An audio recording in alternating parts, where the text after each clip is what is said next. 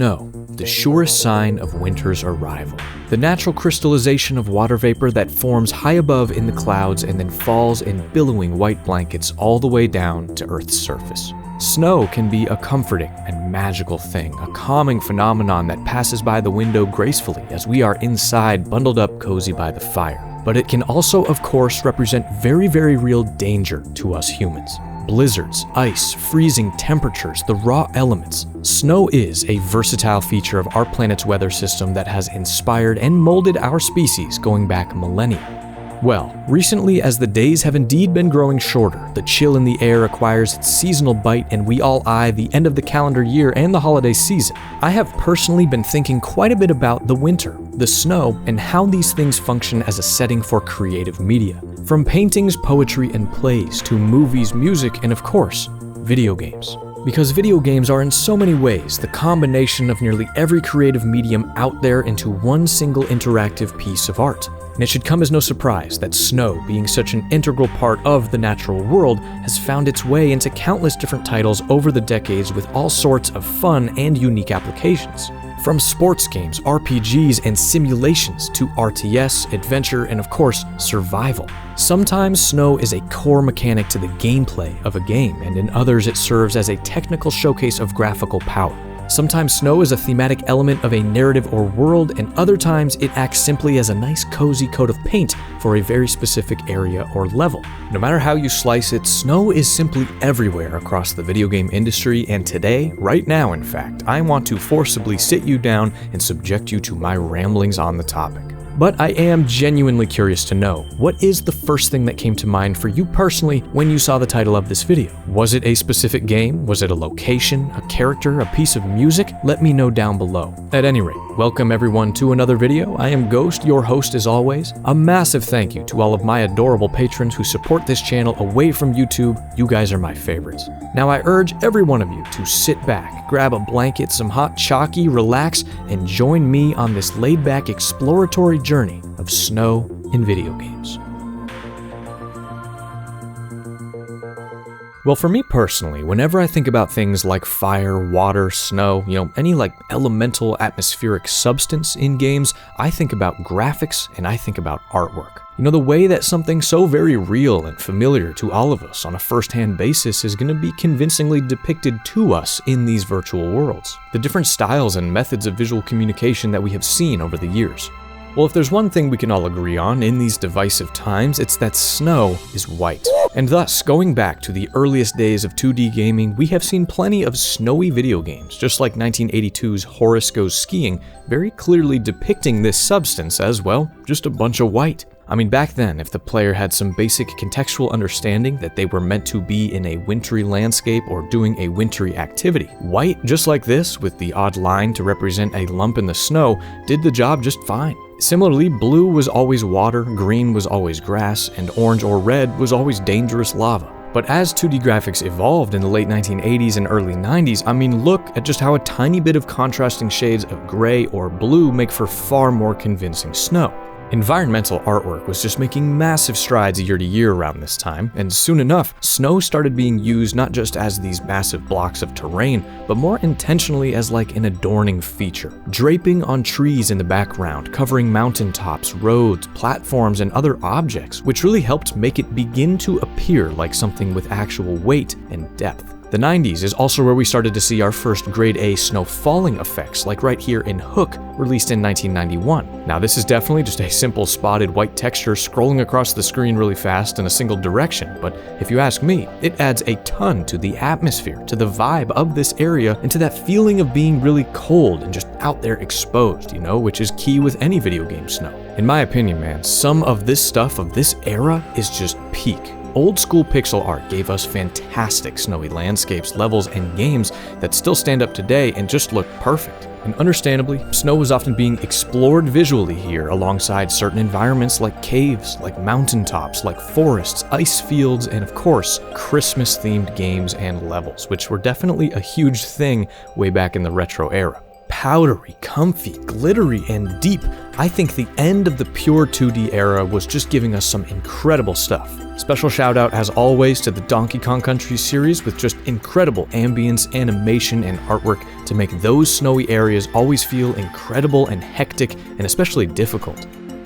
However, the inevitable industry-wide jump to 3D graphics was, well, a bit more of a mixed bag. I think we all know that. Going from these handcrafted, colorful little canvases to these more kind of sparse, moody, polygonal spaces with skyboxes and whatnot just dramatically changed the way video games were being made and what the memory limitations at the time were prioritizing. So early 3D snow? Well, it definitely had to devolve in a way, reverting back to the classic ways of the 80s as just big old flat swaths of white. Though I will say that the vistas some of these earlier games achieved with like distant snow-dusted mountains and trees with the assistance of pre-rendered artwork, it definitely worked. And opening video game environments up to the third dimension also helped a ton with adding a legit sense of cold, because you know that distance fog that was kind of necessarily present in almost every game of that era? Well, it accidentally enhanced a lot of the more wintry areas found in games. But I do think for many people around my age, a landmark in virtual snow came in the 3D realm with Mario 64 in 1996. Because here, even with little to no texture on the snow surface itself, you get that satisfying sliding around, the crunchy footsteps, the wind whipping, the baby penguin everyone threw off the cliff. Wait a minute! Amazing music, and very notably, the falling snow that was seemingly present all throughout this 3D level. Now, this was done with a very clever and common tactic of the time known as billboarding, the practice of forcing a completely flat image to always turn and face toward the player's camera, giving the illusion of something being more 3D than it actually is. I mean, think like the enemies in the old school Doom games, or your character in Mario Kart 64. It is just a way of allowing for movement in a 3D space with good looking assets that are always in clear view, but those assets being completely devoid of any geometry and thus not taxing on the system. The falling snow you see here is actually no different. It is plastered over the camera like a lens and remains perpendicular to your viewpoint at all times. This really makes it feel like it's moving when you're moving, covering the entire space. And a further illusion of depth is created with larger and smaller snowflakes kind of mixed in together. I think it's incredible. It comes off very natural and dynamic. It's an amazing effect that made for one of the more memorable levels and one of the best video games ever made. Really moving toward the new millennium, we saw the same exact advances of the past, but in the 3D realm. Hardware improved, and textures, colors, and just simply more complex polygons allowed for better and better looking snow to cover these worlds. I love the snow that sticks to your tires in Top Gear Rally, man. The grooves, the weight of your character is carving in 1080 snowboarding, the craggy, icy, snow-covered landscapes in the background in Final Fantasy VIII. I mean, snow, when you really just look at it artistically, is just getting clever with values of white to gray to black.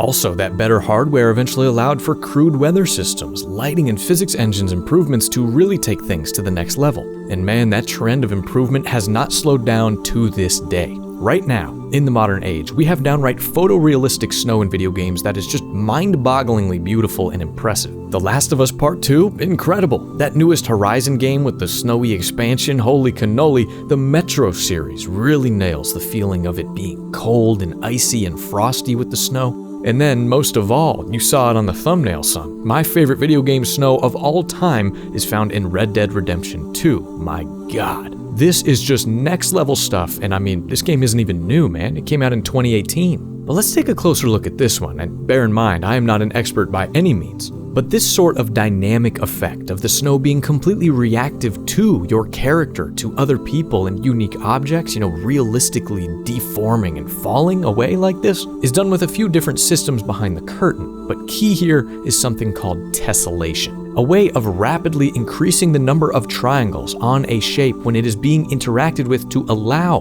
for dynamic detail to appear and be altered. This is then combined with something called render targets, which is the off-screen mapping of a texture, so it knows just where it is being interacted with, what that shape is, and how to react accordingly as far as adjusting its height map, its colors, or whatever. It is very complex stuff. I'm going to link an amazing video down below by Stylized Station that talks about this in a much more accurate and technical way, so check that out. But man, I am just endlessly impressed at the amount of work that goes into the smallest game dev stuff just like this. And the best part is, there is plenty of room for video game snow to still improve. Now, in my opinion, even the greatest we have seen lacks that sort of wetness, that like rainbow glisten that real snow has in the early morning sun. So I am very stoked to see the future of just how gorgeous this stuff can get. Also, of course, photorealism isn't all that matters, man. Some of the best games ever made have far more stylized graphics or art direction, and snow in those environments can take on a whole new type of unique and enchanting visuals. So I think we can all unanimously agree that I like snow. You like snow, but when it comes to video games specifically being interactive and creating that sense of atmosphere, immersion, and coldness, the absolute X factor is always and will always be music and ambience. And snow-themed video game areas have long been associated with exceptional and memorable music. So here are a few snippets from some of my favorite snow tracks of all time, though sadly I won't be able to feature any Nintendo stuff because, well, I don't want to put my life on the line. Enjoy.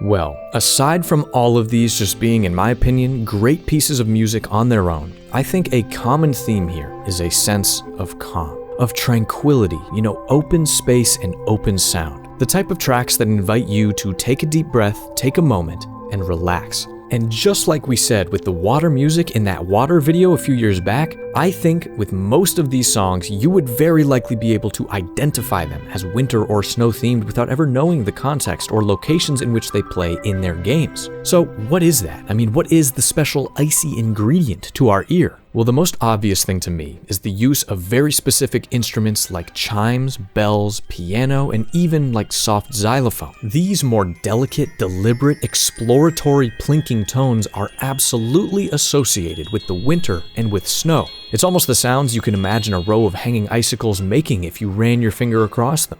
But musically speaking, I think this connection comes almost entirely from winter solstice, Christmas, and holiday season music going back centuries. The use of those exact instruments in that specific context is ingrained in so many of us around the entire world. So I see it as a very easy button for a game composer to push as an instant sense of place and environment that can then be confirmed alongside great visuals.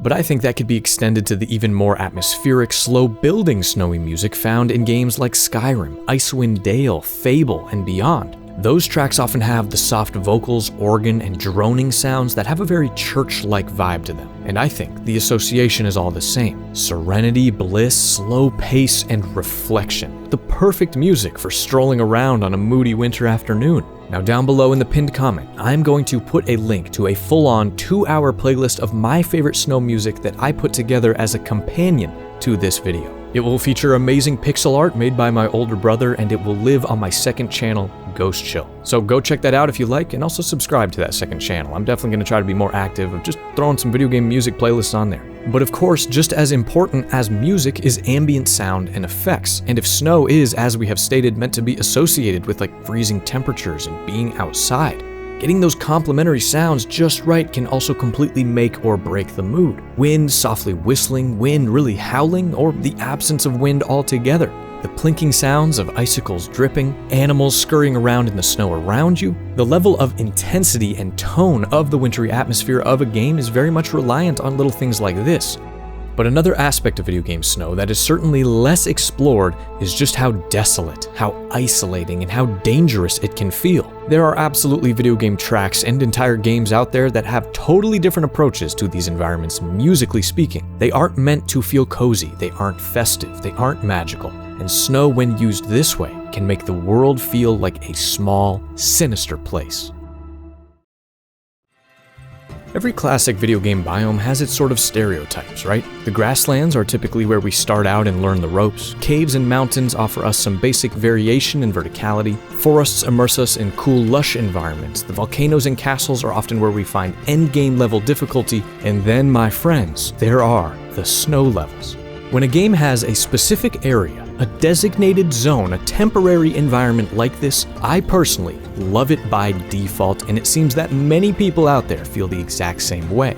So I've been thinking, why? Why are these levels always considered fan favorites? Is it the music and graphics that we've talked about up to this point? Is there some sort of interesting gameplay that's unlocked in these places? Is it the contrast of cozy fireside interiors with the chilly outdoors? Well, my answer, of course, is I don't know. My enthusiastic opinion of snow levels is completely and utterly my own. I bet there are plenty of people out there on Earth who don't like them that much, or just don't find a particular fondness the way that you and I do. But honestly, I think the biggest part of the appeal here for us, especially in those classic platformer and adventure types with multiple biomes like Crash Bandicoot, Spyro, etc., is again that super strong association with the winter and holiday season. Now think about it. The overwhelming majority of us who play and enjoy video games as adults, we started out in this hobby as kids, right? And as a kid, I mean, those winter months are just the best. Personally, I remember always looking forward to the magical 2-week period every year that was the public school system's winter break. You got the decorations, the weather, no school, sleepovers with friends, family members coming to visit, a new game or two waiting for you under the tree, man. So many good memories for me. My childhood best friend Cameron beating all of Ocarina of Time in practically 1 or 2 sittings on Christmas Eve. My brother and I playing 1080 Avalanche and Snowboard Kids endlessly. Going to Blockbuster to rent the games that were on our Christmas list, seasonal events in RuneScape and Neopets, other things we were playing, and most notably, when we got the original World of Warcraft as a Christmas gift, installed that puppy, immediately made a dwarf, loaded into Dun Moreau, man, I was just in heaven. Now, I fully acknowledge that everyone's experience is different, of course, but for me, there is a ton of positive nostalgia for the holidays, for video games, for the winter, and of course, the virtual spaces that intersect and evoke those exact feelings and memories directly. Please, guys, share any similar experiences you have down below. I love reading your personal stories. So, okay, nostalgia is great. It is absolutely a part of this puzzle, but of course, it ain't everything. So on a more game design-centric note, what is at play here? Well, there are loads of unique mechanics associated with snow levels, from the way they can affect our characters' methods of movement, to temperature systems, physics-based stuff like rolling snowballs around, amongst so many other things. But I would say that some of these quirks are more reliably fun than others. Ice, for instance, is almost always present alongside snow in these areas, and I think it can be hit or miss, especially in games that rely heavily on that sense of movement. Now, of course, sometimes it is well executed and feels amazing to slide around on, like in Astrobot, but the majority of other games, it can be irritating, akin to perpetually slipping on a banana peel, giving up all sense of control and just sliding around like an asshole in straight lines. I always hated those old ice Pokemon puzzles. Falling icicles, also kind of annoying. Ice breaking under your feet, kind of annoying. Temporary platforms of ice, kind of annoying. But hey, maybe ice is like a different topic altogether, because the snow itself creates tons of interesting gameplay situations on its own,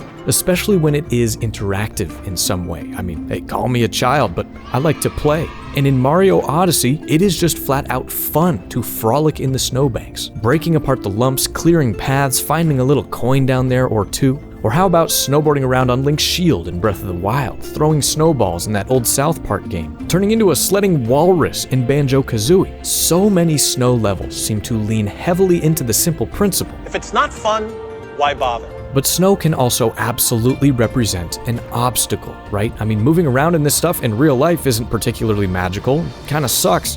And games like Fire Emblem give us that exact experience, limiting your character's both mobility and vision in the context of like tactically managing a battlefield. Games like Death Stranding, where cold, snowy, rocky conditions completely transform somewhat simple traversal tasks into very difficult ones. Snow can be an incredible tool to add a blanket layer of challenge in these more realistic or simulation games. A legit hazardous weather condition that you just have to take into account and adjust accordingly. And oh, I almost forgot, how about all those incredible snowy missions in some of the best FPS games out there? Halo 1's Assault on the Control Room is a winter sci-fi epic, moving between these massive wind-whipped canyons and cold Forerunner interiors. It's super memorable. Or Cliffhanger from Modern Warfare 2, oh my god, literally ice-picking your way up this mountain glacier with your scar on your back, bundled up like crazy trying to retrieve this US satellite in Russia.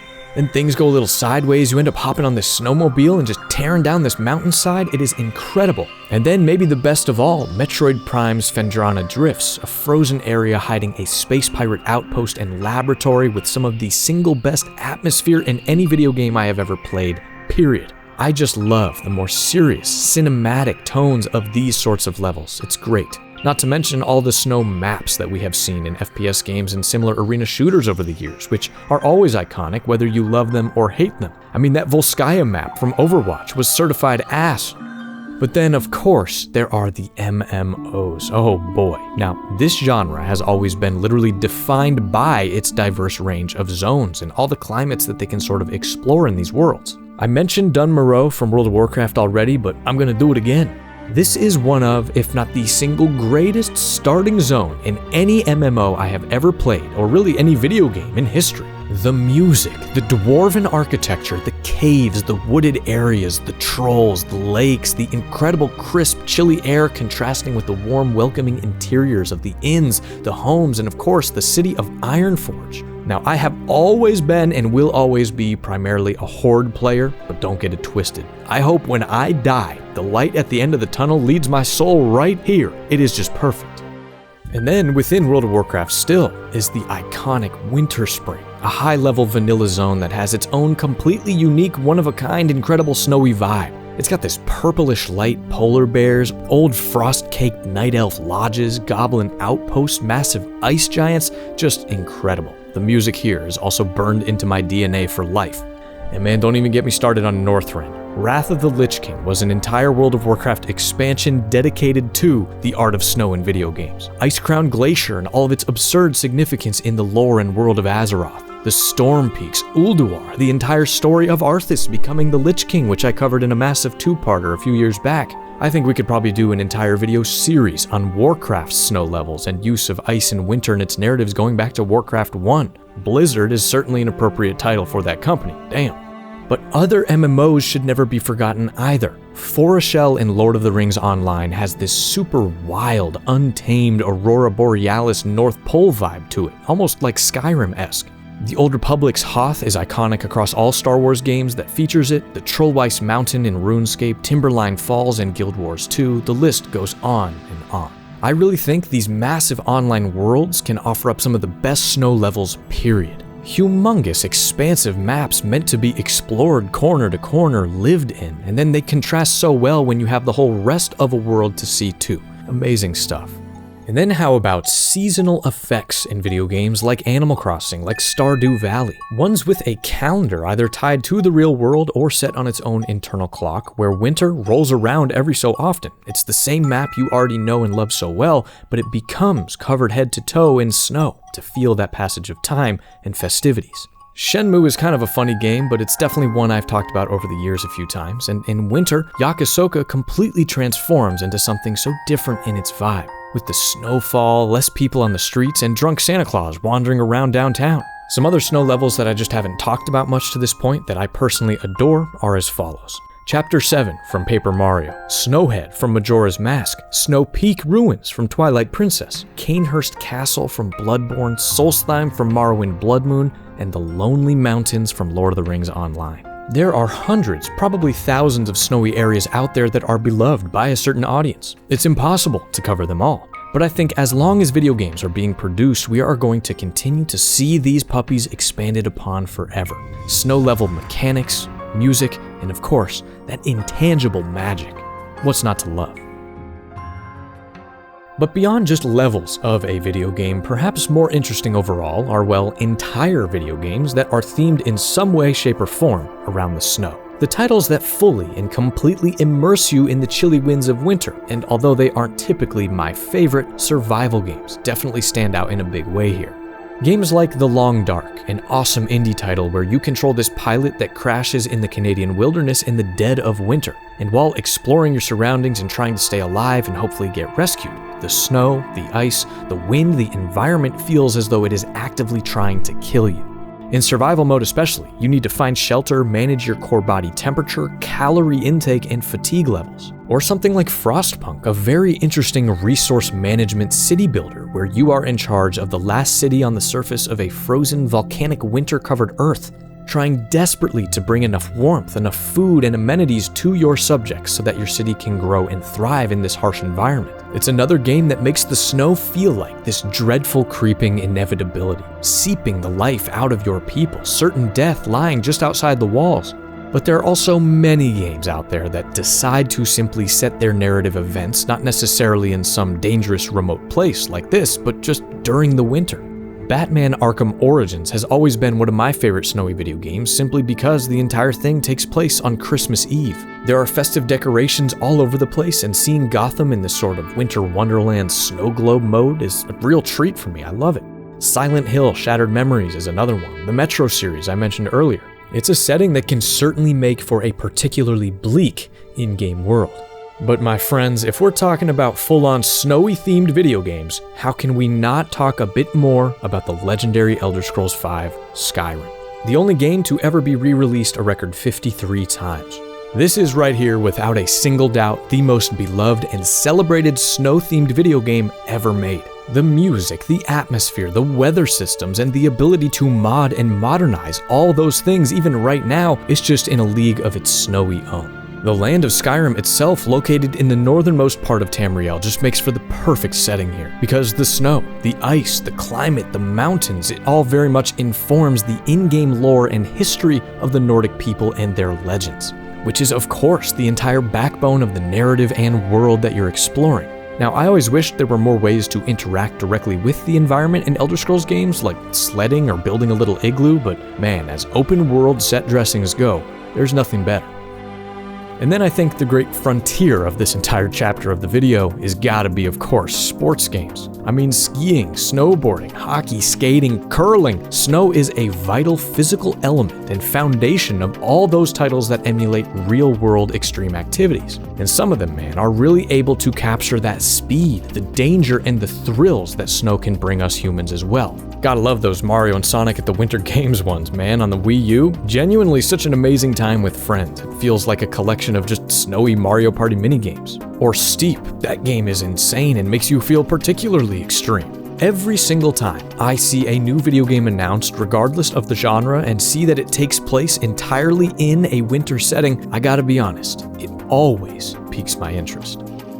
But aside from just the setting and the mood of a game, snow and ice are also tools, and very, very commonly seen in the realm of magic and magical effects across all different fantasy-themed video games. There are, of course, tons of examples here, but I often associate snow being wielded as a weapon with more defensive, utilitarian, and slowing effects on enemies when compared to something like fire or lightning. A more fortifying sort of magical element that always evokes that sturdy idea of ice and frost. It's also very common in old-school JRPG combat systems, like as a type of elemental damage. It's even a status effect like Frozen in Pokemon that's in the same exact theme of chilling your enemies to the bone, stopping them in their tracks.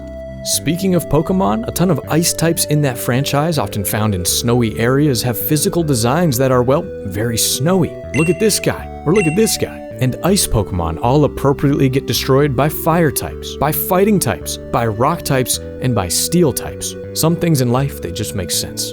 Then you got games like League of Legends, Dota, Overwatch, hero-based arena titles, the ones that really ruin your life completely, that always feature multiple different snow or ice-wielding champions. I think the wet and cold combined make for a very versatile armament that can pack a punch or defend allies all the same. And though this is more of an ice-themed thing, games like Baldur's Gate 3 or Divinity Original Sin 2 allow you to mix elements live during battle on the field, freezing bodies of water with snowy spells or making a frozen slushy mess all over the place, creating those exact irritating hazardous conditions we talked about earlier just for your enemies. And I can't believe it took me this long to mention it, but we gotta give a special shout out also to Minecraft, just in general snowy vibes here. One of the best video game wintry experiences a person can have. I mean, even with its simplistic graphics, Minecraft is somehow able to achieve a certain level of untapped peace with its music and atmosphere in the snow. It is just sensational. Not to mention, you can craft with the stuff too, making snow blocks to build your own cold weather condos and then make snow golems that will follow you around and protect you. Ladies, gentlemen, I could waffle on about this stuff for another 30 minutes, 30 hours really, but I think you get where I am coming from here. Snow really is all over the world of video games. The ways it can alter gameplay, create a sense of place, spawn in some of the best music in the medium, and wow you with its visuals is just unmatched. And I love taking a little step back like this to attempt anyway to appreciate these sort of general things for what they are really giving us as the player. Now remember, as always, that I am merely scratching the surface on this discussion. My experience alone completely dictates these videos and the aspects of the discussion that I am most passionate about. There are snowy games, levels, and songs that you adore that I've maybe never heard of in my life, but let's come together on this simple fact. I love snow, real and virtual. And while it might not necessarily be as foundational to every single video game's world design the way that water or the sky or the terrain itself are, it is undeniably a substance that when dusted on top of all those important pieces can completely transform these polygons and textures into something singularly immersive, nostalgic, calming, and truly, truly magical.